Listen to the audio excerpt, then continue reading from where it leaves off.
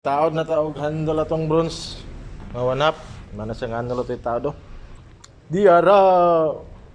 Taas mo din di ay. Ini ato tawra no. Okay. Kami kasagara magtao diri. 1 meter gid gikan sa salog. Then amo din ang tungaon din sa handle dayon. Nagikan po sa kilid 4. Then sukdon din na namo unsa na kalapad na ang handle ana, then bahinon na mo na. Then bahinon po na namo dito sa badlit nga akong gisulat.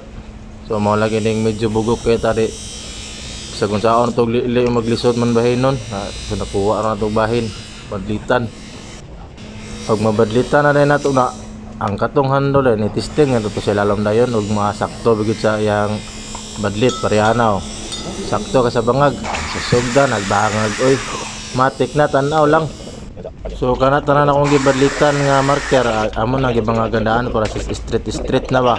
Ding sukod na pudot trog, haom na bagyod. Haom naman so pasarag bangag. Fast forward.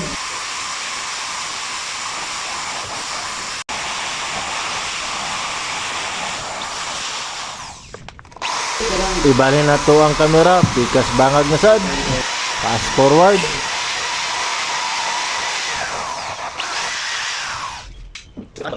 So nahuman na magbangag, isiting na nato ang katong handle para isulod sa bangag. Dili na nato lawayan kay mosulod man pirme kay dako man di man parehas nang uban nga gamay. Straight ra ang mga gani atong giwanhap aron maiswag-iswag na to ba yung kaso og piot bitaw. Bag dili pa sa delikado sa glass. Iskruhan dayon Fast forward na sad.